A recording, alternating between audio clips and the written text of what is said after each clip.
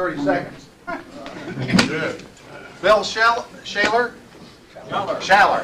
and Bob Sanders. If you'll come forward, and whoever is your inductee, good. We're moving quickly, okay? I like it. Would you like to introduce Bill to the club? Yes, we have. This is Bill Schaller, raised in Buffalo, New York, educated there, including master's and bachelor's degrees in business administration. Came to R.R. Donnelly in 1985 as group manager of administrative systems, and since has been promoted to group manager of manufacturing and now division director of documentation services. Bill spoke to us in April. You probably have heard this introduction already before. Married to Karen, daughters Kimberly and Kristen. And you wanted a brief introduction, and you want to move things Thank you very along? much. Hey. It's a pleasure to introduce to you Bob Sanders. Bob and his wife Dorothy, who live 605 East Main here. I got acquainted with him through his wife Dorothy, who was the claims manager down at Farm Bureau Insurance. And Bob originally is from Chicago, and he went in service at age 17. And he said he went in for 18 months, but he must have liked it pretty well, because he stayed 21 years. Now, and he retired from that, but he got some good training there. In fact, he was in the Armed Forces Network, even managed a station, was it Egypt? Ethiopia, well, it's close. And so he came back at, still a young man, so he started working for Purdue. And it's really rather technical. I hope I get all this right, but then it was actually in the engineering department. And you know, they pioneered a lot in, even they had an airplane, you know, years ago that flew around over the state and transmitted lessons and so forth. Well, he got involved in actually radio and then later in the television production of engineering classes right out to factories. And they would have their, what did you call it? Closed circuit network, in which they could even bring their men in and even talk to a professor in Chicago, in Purdue, and also they were working, I guess, on their masters, I understand. But you see, that's a program in itself someday. I'm sure he'd be glad to tell you more about it. But Bob had 4 sons, and in fact, about all those, 3 of them are involved in similar work. So I think you'll be glad to know Bob and have him welcome him. Thank you, Matt. Gentlemen, because of the time constraints, I won't go into the long history of this club that has done so much for Crawfordsville and so much for each one of us who happens to be a member. I might at that point say we get out of things exactly what to put into it. And if you don't come on Thursdays and have lunch with us, and you don't sit and chat with fellow Kiwanis and participate in the service projects, you'll get very little out of this club except for maybe a few pounds thanks to Doris.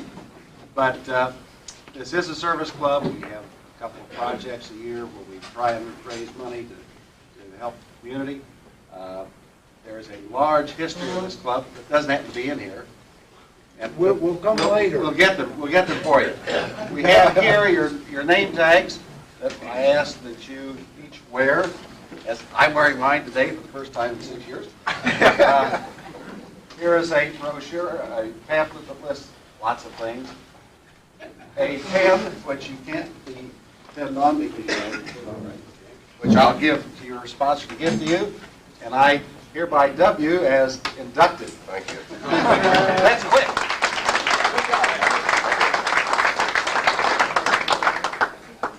He said he could do it quick, he did it quick. Next week, we will be having the vote on our new club officers. The following people will be considered. President Stoney McGoy, President-elect Joe Timmons, Vice President Byron Thea, board members Pat Klein, Scott Mullen, Tom Enthorn, and Jerry Baumgartner. We'll be voting on them next week, so I hope everybody will be here for that vote. For treasurer, oh. Okay. We also have to vote for treasurer and secretary. Vote? Just treasurer. Okay. Treasurer would be Adrian Vandermast. Surprise. Okay. I've been asked to introduce Adrian Marks. I met Adrian in 1970 when I was going to school at Vincennes University to be an abstractor. And as you know, abstracting is not a huge profession in Montgomery, in the state of Indiana. I think there must be about 300 people that are abstractors. So when you meet somebody, you kind of remember them because there just aren't that many of us. Adrian, matter of fact, called that to my attention as we were walking in through the food line. He said, you know, I think I did come to speak before your group at that time, but it was on a totally different subject. Today he's going to be doing a speech that's been entitled, I've Seen Greatness. At 14 minutes after midnight on July 30th, 1945, in the South Pacific, the heavy cruiser Indianapolis was torpedoed by a Japanese submarine. Within 12 minutes, in an inferno of choking smoke and blazing fury, she sank. Hundreds of men went overboard, most of them without life rafts or any means of survival except the gray Kakapoo life jackets which the Navy required them to wear at all times. No distress message got out, and by a fantastic turn of fate, an error, the Navy did not know that the Indianapolis was missing. Out of a crew of 1,196 men, 800 went over the side with no survival equipment except their life jackets. Of these 800, only 316 survived. On August 2nd, a Venture land-based patrol plane piloted by Wilbur Gwynn sighted some of the survivors. It could not land, and furthermore, its radio antenna was tangled and fouled. The message it sent was garbled and not fully received. It indicated that they had spotted a life raft. The second plane, a huge Martin Mariner seaplane, arrived a little after noon. Several seaplanes had been lost in the futile attempts to land in the open sea. SINCPAC had heretofore issued standing orders that seaplanes were not to land in open sea, but were to call in service vessels to make rescues. The big Mariner plane dropped 3 life rafts and then proceeded west to the Philippines. Lieutenant Adrian Marks took off in an amphibious Catalina-type patrol plane to investigate the sighting. What he found was the greatest naval disaster in American history. Lieutenant Marks seized up the opportunity and then deliberately violated orders never to land in the open sea, and successfully landed his plane and picked up 56 survivors. He was later to sacrifice his airplane in the rescue effort, but he succeeded in calling in ships from the Western Pacific to complete the rescue of 316 men, who survived a 4.5-day swim before being rescued. 880 men perished. The survivors of this tragedy met in a reunion every 5 years in the city of Indianapolis. In 1985, they observed the 40th anniversary of their rescue with a meeting in Indianapolis. Adrian Marks, who is an attorney living in Frankfort, Indiana, addressed the group with a speech entitled, I've Seen Greatness. Now Lieutenant Commander Adrian Marks, has been requested to repeat this speech before many civic groups in Indianapolis and in other cities in Indiana. He repeats the speech just as it was given to the survivors, and he will address you as if you were the survivors of the USS Indianapolis. Adrian?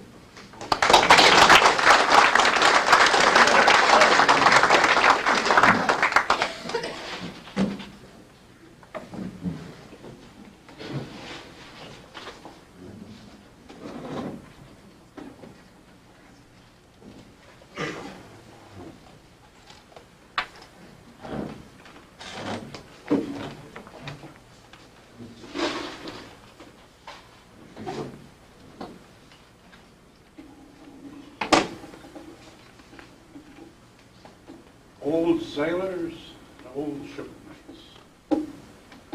I met you 40 years ago. I met you on a sparkling, sun-swept afternoon of horror. I have known you through a balmy tropic night of fear. I will never forget you.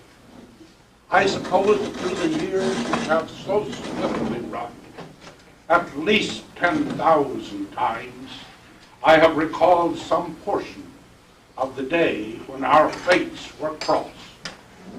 But the memories which surface in my retrospection are not of horror, not of blackness, not of fear.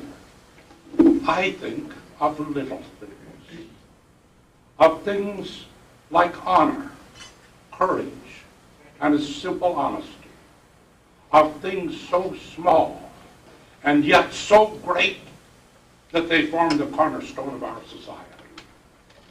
And when I think about these little things, I am humbled by the thought that I have seen true greatness in my time. Some of my reflections have been so astonishing as to make me think of miracles. Sometimes we say that we're living in a world of miracles. Things beyond the wildest imagination of our forefathers are now everyday experiences. We sit in our living rooms and watch events occurring half a world away. We bounce our messages off artificial moons that hang stationary in the sky. The computer, which sits alongside my desk, is a never-ending source of astounding revelations to me. These miracles I have learned to accept and even to understand. But there is a miracle which is beyond all of my powers of understanding. It is the miracle that you are here today and not with your shipmates at the bottom of the Pacific Ocean. What were the chances that you would be found? They were so minute as to be unbelievable. I flew many air-sea rescue missions, and I flew training missions where I searched for men who were deliberately placed out on the water to test various survival techniques. It was axiomatic that you could never find a lone man floating in the ocean. He could only be seen if he had some sort of survival aid. The best aid was a mirror. A mirror catching the sun and flashing in the pilot's eye was like the flash of a diamond. A package of dye marker made a great colorful glob on the surface of the water, which often could be found. The yellow color of a life raft was distinctive, and many times I went diving down in pursuit of a big yellow object, only to find that it was a cardboard box which had come unglued and was floating spread out flat upon the ocean. But you had none of these aids. You were simply out there, unknown and unmissed, floating in a dull gray life jacket which blended into the color of the water. A man's head is about 6 inches wide and 9 inches tall. If a pilot is flying a search mission, such as Wilbur Gwynn was flying at 10,000 feet, looking down at an angle of about 30 degrees, what will he see? The span of his vision will be about 5 miles. He will see 20 square miles at a glance. How apparent will the head of this man floating in the water be? It will be about the diameter of the cross-section of a human hair seen endwise across this room. It will be lost among the countless waves and whitecaps of the ocean. He simply won't be seen. And even if the pilot knew that somewhere out there a man was swimming, how could he search for him? I turn on my computer. There are 6,080 feet in a nautical mile. There are 36,966,000 square feet in 1 square mile. 750 million square feet in 120 square mile glance. And a floating man will occupy less than 1 square foot in space. A search mission went out 600 miles. The air crew was supposed to make a visual search of 10 miles on each side of this track. A radar search, such as Wilbur Gwynn was making, would be much wider. I typed these figures into my computer. 600 miles by 20 miles, 12,000 square miles on each pass, and it would take 5 passes to visually search a 100-mile wide strip. Multiply these figures. The computer overloads and goes into scientific notation. It can only write the figures in terms of exponents, and the very first exponent goes to the 12th power. Even the national debt starts to look small. A pilot and his air crew would normally look out at an angle at the water. They search the water for ships and the sky for aircraft. And the pilot won't see a man swimming in the water unless he happens to look right straight down at him. The only way you could be seen was for someone to look straight down upon you. And the only way a pilot can look straight down is to make a very steep bank turn or to execute a dive bombing maneuver. And what pilot would do a silly thing like that in the forlorn and empty stretch of ocean where you were swimming? What were the chances of that? What were the chances that Wilbur Gwynn would fly a course which would take him directly over you? What were the chances that his radio antenna would break while he was out on this mission? What were the chances that he would open his bomb bay doors and look straight down momentarily in an effort to find that radio antenna? And what were the chances that he would look straight down on one of you? You didn't have a chance in a million. I know that most of you prayed a lot, and I know that some of you feel that it made a difference. Wilbur Gwynn is a wonderful man and a fine pilot. He never said that he heard a voice speak to him. But was there an unseen hand upon his shoulder? Did he find you by pure chance? The odds against it are 1 in a million. Nay, 1 in a billion. But somehow he was chosen as the instrument to overcome these impossible astronomical odds. Wilbur Gwynn looked down at the split second that would become one of the great moments of history. I, as well as you, am proud to know him as a friend. Any sensible person knows that no one can swim for 4.5 days, and yet you did. For 40 years I have reflected upon the blind courage and the unbelievable greatness of spirit that I saw when each survivor was brought aboard my airplane. And I have been compelled by the evidence of my own eyes to believe in miracles. But I have digressed. I cannot explain miracles, but I can tell you about some of the little things that I remember from 40 years ago. And when I think about these little things, I realize that I have been privileged to see greatness in my time.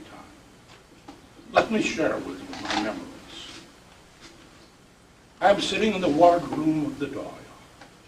It's all over, and we are headed back to Philadelphia. Over on the wardroom transom, the bravest man I ever knew is crying. And between sobs he talks, in a voice so hoarse from exposure that it croaks and rasps and breaks. Lieutenant Commander Lewis L. Haynes, Senior Medical Officer of the USS Indianapolis, has awakened after a few hours of sleep, and with a sudden release of emotion and nervous tension, is off on a talking jag. "Doctor, why don't you rest? Your voice is almost gone. You can tell about it tomorrow." But he will not be still. Exhausted, dehydrated, sleepless, and shaking with fever, he talks on. For before he can find rest, his story must be told in all its tragic detail. Dr. Haynes and I are both newcomers to the Doyle. We have both come aboard in mid-ocean. Early that morning, I had climbed to the bridge and flung a swift salute to the captain. "Sir, I request that you destroy my airplane by gunfire." And then I had stood silently while the airplane which had rescued 56 of you burst into flames. Why didn't they know we were missing? Why weren't they looking for us? Why? The voice rasped on and on. I could not answer. I cannot yet. 25 years ago, I was intrigued by Captain McVeigh's commentary upon the book, The Caine Mutiny. He said, "I've known men like those characters. Almost every one of them reminds me of someone I have encountered during my naval career. But not all on one ship, and not all at one time." Likewise, he continued, he had known some monumental foul-ups in the Navy. There were cases of mistake, of negligence, of equipment and communication failure. But what malevolent fate caused them to all befall one ship at one time? It was late the next day that I sat in the warm wardroom of the Doyle, feeling the throb of the engines pushing us back to Peleliu. Down in the cruise compartment, the 56 survivors from my airplane, together with 37 more the Doyle's crew had fished out of the water, were being tenderly cared for. Every member of the ship's company had become a hospital corpsman, responsible for the survivor who occupied his bunk. During every off-watch hour, he bathed him, brought him water, summoned the doctor if necessary, and felt the thrill of seeing the transformation that a few hours of water, rest, and care could work. Up in the wardroom, we had our survivor too. Before Dr. Haynes awakened, I had been sitting at the wardroom table writing my official report of the operation and reviewing with my two co-pilots the many fateful decisions we had made during the past 24 hours. Most of our decisions, I felt, were right. We had broken communications security. But we had stirred up action. We had landed in the open sea, which was a violation of standing orders. But our landing had been successful. We had destroyed our airplane, and no one would ever question its expenditure. But I had made certain decisions which now were beginning to haunt me. When we landed, we realized that we couldn't rescue everyone. We would have to make heartbreaking decisions. We would have to pick and choose among the survivors. From the air, we noticed that most of them were clustered into groups of 10 or more men, clinging together. But outside these groups were many isolated swimmers, floating in their life jackets. Most of them were seemingly alive, but some were obviously already dead, including those we had seen being molested by sharks. I decided that the men in the groups stood the best chance of surviving. They could look after one another, could splash and scare away the sharks, and could lend one another moral support and encouragement. But the single swimmers had no one else to turn to, and without the support of comrades, were the most likely to succumb to the despair of the night. Of course, I had no idea that you had been in the water for 4.5 days. I therefore decided we would concentrate on picking up the single swimmers, and the groups would have to wait for other rescue. But now that I realized the full gravity of the men's condition, I was beginning to doubt the wisdom of my decision. Could I ever be forgiven for passing any of these men by? Dr. Haynes had been with one of the largest groups of survivors. They had no raft, but the doctor had organized them to look after one another, and for day after day had ministered to the injured, the demented, and the dying. Finally, after 4 long days of torment, he had seen my airplane land and slowly taxi toward him. And then, as we came near, he and his fellows had waved and screamed and cheered. And we had waved in recognition and then deliberately passed them by. It was simply incomprehensible. They shouted and shook their fists and wept tears of black despair. And although they knew that they had been seen, the airplane never returned, and they were left to shiver through yet a 5th night until near morning, when the Doyle's boat finally found them. Now, as I listen to Dr. Haynes recount the tragedies of his first-hand experience, the responsibility of my decision to pick up the singles first was weighing heavily upon me, and I feared that I had been wrong. True, we had rescued 56 men, but when darkness stopped our rescue operation, there was still room left on our airplane's broad wings. Maybe if I had gone after the groups, I would have been able to take more men aboard in the time available to me. As I listened to Dr. Haynes, I could imagine how bitter must have been his disappointment to see me turn and taxi away. With great misgiving, I told Dr. Haynes the reason for my decision. I asked, had I made a horrible error? Should I have taken your men aboard?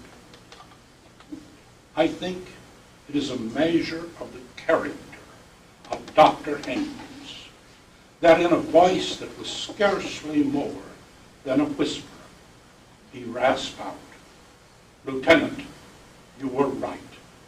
You did right to pass us by." We've all heard how on occasions of great emergency or crisis, individuals have sometimes summoned up almost superhuman strength. It happened on our airplane. My navigator, Ensign Morgan Hensley, wasn't a particularly big man, but he had been an amateur wrestler in high school and college, and he was very well muscled. After we landed, my co-pilot and I taxied the airplane, and Morgan was in charge of fishing survivors out of the water and bringing them aboard. We would taxi toward a survivor, and then the loading party would throw him a life ring attached to a line, and when he grabbed the ring, they would haul him aboard. One of the survivors slipped out of his life jacket, which was so heavy that he could scarcely move in it. Then, when we threw him the ring, he missed catching the ring. We were closing rapidly on him, but it was obvious that if we missed him on the first pass, he would never have the strength to survive while we came about for a second try. Morgan was standing at the port blister, and as the man passed under it, he reached down, grabbed the man under the armpits, and then straightened up in one movement, lifting the man out of the water and pitching him over his head into the airplane. If you would like to try to duplicate this maneuver, try standing on a rather high chair, then reach down and grab someone lying on the floor beneath you and try lifting them up. Morgan said later that he didn't know where he got the strength to do it. I don't know either, But then, I don't know where men got the strength to swim for 4.5 days. I have known greatness. When I landed my airplane, you had been swimming for 87 hours. Our airplane carried 4 water breakers containing 4.5 gallons of fresh water each. Before the day ended, we were to take aboard so many men that this supply would figure out only a little more than a quart each. As each exhausted survivor was hauled aboard, he was given half a cup of water. Then, in 3 or 4 minutes, when his stomach had settled, he received half a cup more. Doubtless, the first men rescued received a somewhat larger share of our supply than those rescued later. But after the first 2 drinks, they usually collapsed into a deep sleep from which they only fitfully awakened to cry of thirst. As the afternoon wore on, the hull of the old PBY was filled to capacity. There were 2 men in each bunk. We tried to sit them on the floor, but they collapsed to lie 2 and 3 deep in every compartment of the airplane. It became absolutely impossible to walk through the airplane. And still, each few minutes, another desperately exhausted and ill survivor was being brought aboard. Finally, I shut off the engines, and we started hauling men out on the wing. They were too exhausted to help themselves, and trying to balance ourselves on the bobbing airplane and pass these badly burned and helpless men up to the wing was a difficult and sometimes dreadfully painful maneuver. But there wasn't any place else left to put them. The wing, while broad enough, had a decided slant to the stern, so that it was necessary that each man be secured with a piece of parachute shroud line to prevent him from sliding off. Darkness comes quickly in the tropics, and with the night we streamed a sea anchor from the bow and drifted. I had hoped to use our Aldous lamp and landing lights as a searchlight to continue our search, but we quickly found that plan to be impractical. An inventory disclosed that there was still some water left in one of the water breakers in the radio compartment. This water was passed up in a kettle, and someone groped his way through the darkness down the wings, giving each man half a cup.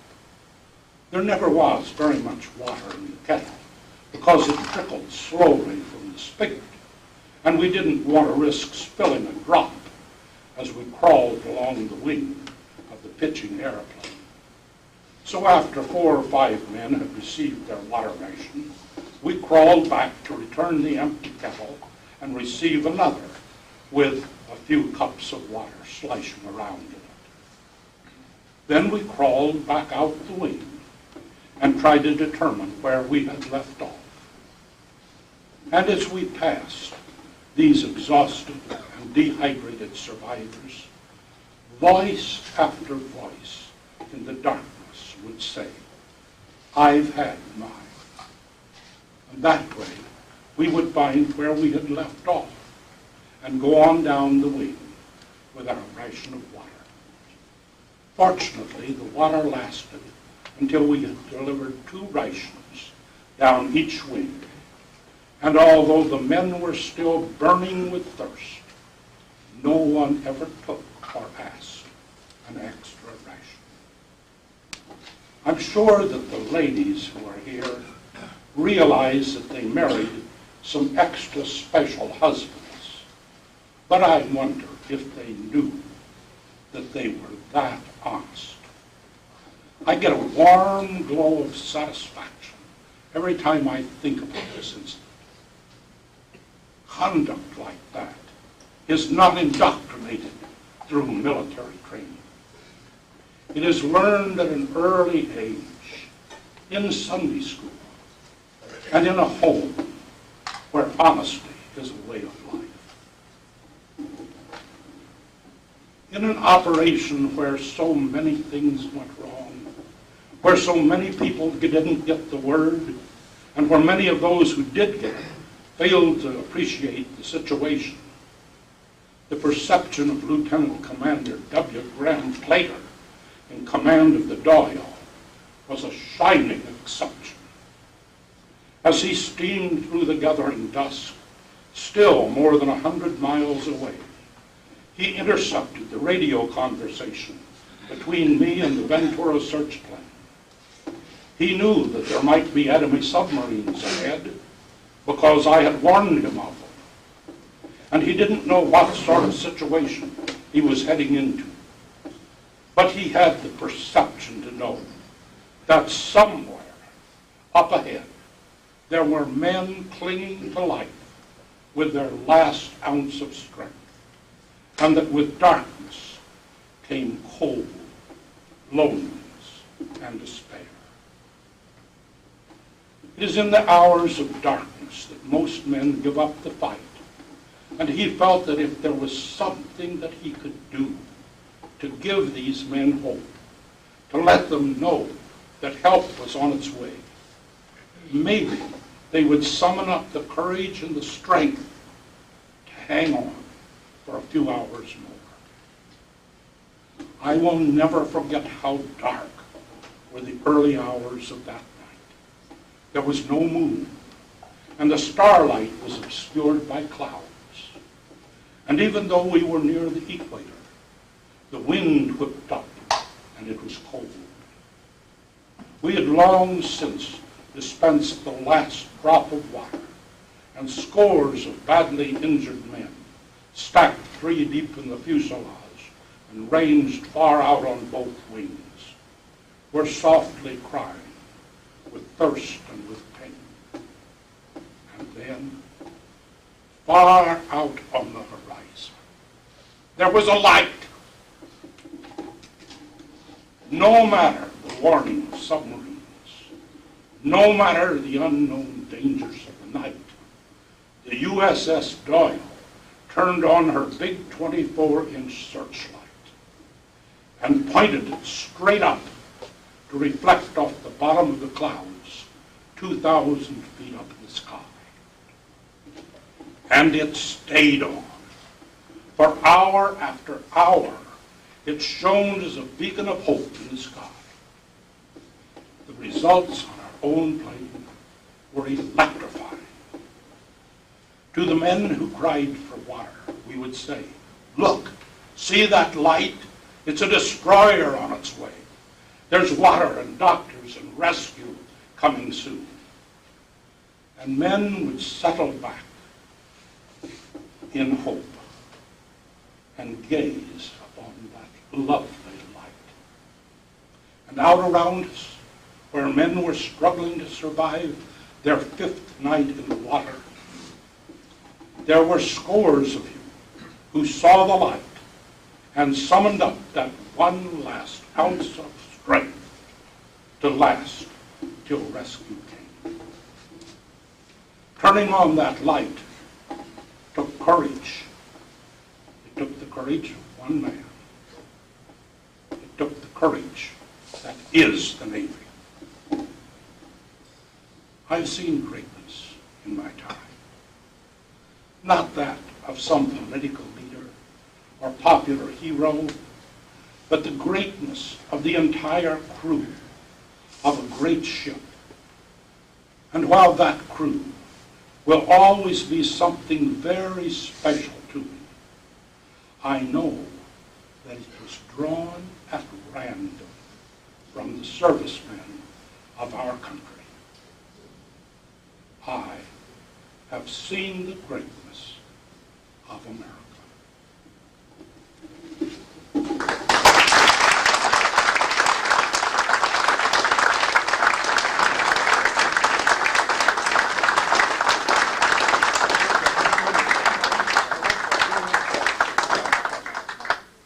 Adrian's consented to answer some questions. If you'd like to throw some at him, please feel free.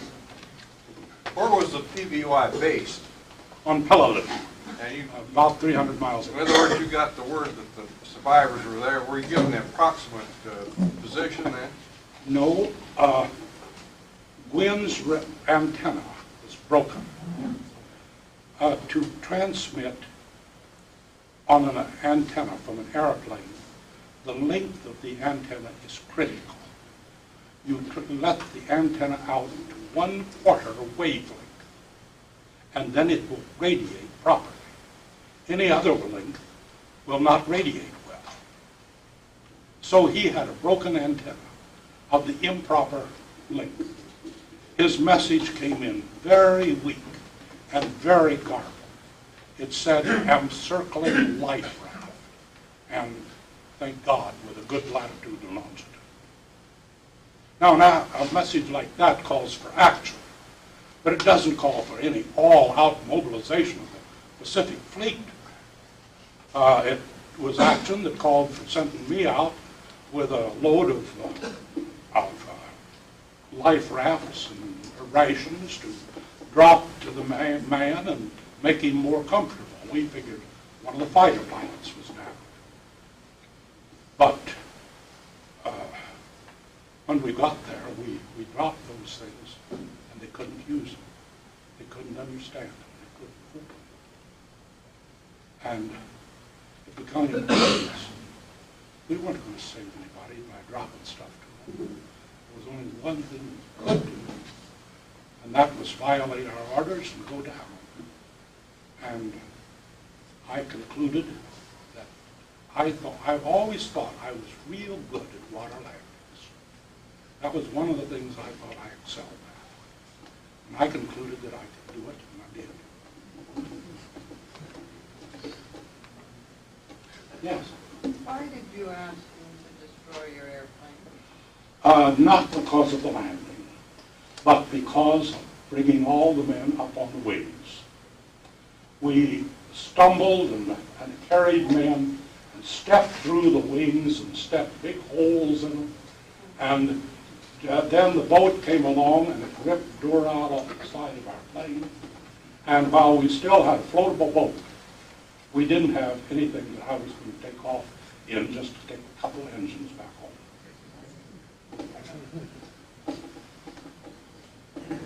Thank you.